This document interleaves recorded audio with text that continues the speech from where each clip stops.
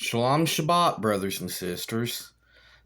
Now if you like these videos that I'm doing, please like and subscribe and share. Now, I'm wanting to go over a series I'm going to do about biblical tithing. And it's pretty much not what most people think it is. The first thing I want to do is read Deuteronomy 14:22 through 27. This is the annual tithe. Thou shalt truly tithe the increase of all thy seed that the field bringeth forth year by year, and thou shalt eat before the Lord thy God in the place he shall choose to place his name. There the tithe of thy grain, of thy wine, and of thine oil, and the firstlings of thy herd and of thy flocks, and that thou mayest learn to fear the Lord thy God always. And if the way be too long for thee, so that thou art not able to carry it, or if the place be too far from thee, which the Lord thy God shall choose to set his name there, when the Lord thy God has blessed thee, then shalt thou turn it into money, and bind up the money in thine hand, and shall go unto the place thy God shall choose. And thou shalt bestow that money on whatsoever thy soul lusteth after, for oxen or sheep, or for wine, or for strong drink, or for whatsoever thy soul desireth. And thou shalt eat there before the Lord thy God, and thou shalt rejoice in thine household. In the Levite that is in thy gates thou shalt not forsake him, for he hath no part in the inheritance with thee.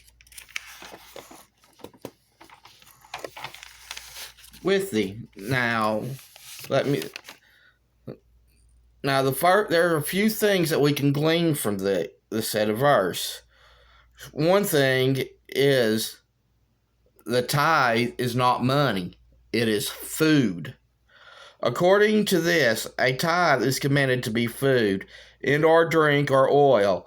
This is very specific. At no time is this tithe commanded to, or even been allowed to be money.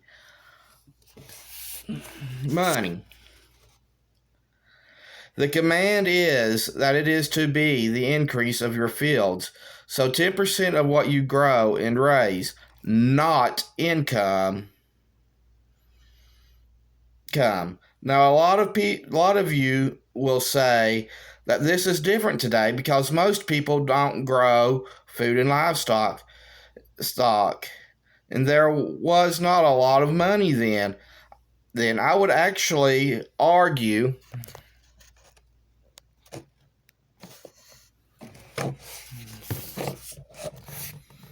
this point that even back then there were a lot of professions that did not involve agriculture, such as there were carpentry, stone workers, metal workers, musicians, mining, etc. In fact, here it specifically says that a tithe is on your food.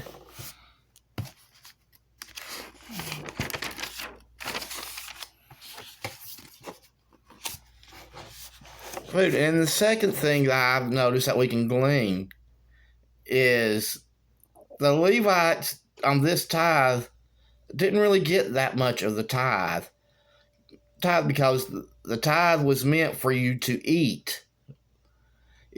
Not eat. I mean, here the tithe is to be eaten by your family and shared with the Levites. So the Levites got very little of the tithe. This tithe is for you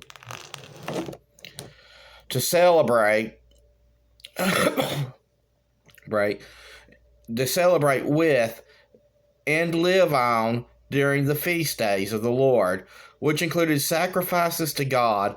The fact that this tithe was eaten during the feast, which only means that you brought it out, which means that you brought it out of your storehouses, ate it during the feast.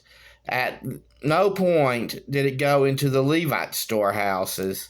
You could also tithe alcohol.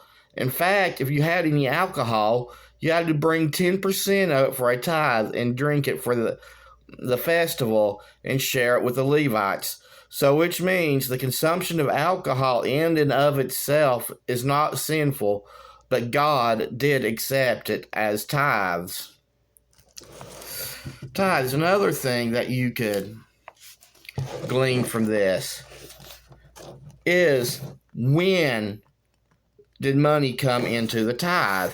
Because here for this tithe, we see that this is the only time that money is used for it. Now, you did not tithe with money, but what you did was, if traveling, sell your tithe. And when you got to the feast, you would buy food to eat and drink, which included wine and strong drink and sacrificial animals.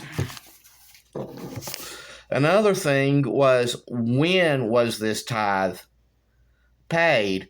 I mean, we also see that this tithe was not on a weekly basis, but annual during a feast celebration, of which you did not use it to enrich what we would call, what would easily be compared to as the church today, but for you to live on during the feast.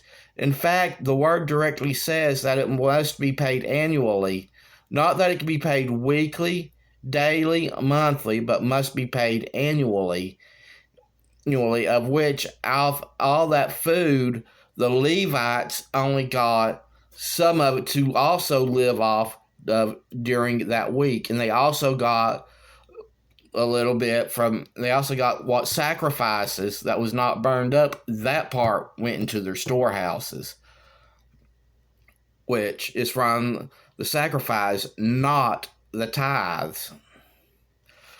And thank you, brothers and sisters. Now, I will be doing a few more parts on this, because there are 2, maybe 3 different tithes in the Bible.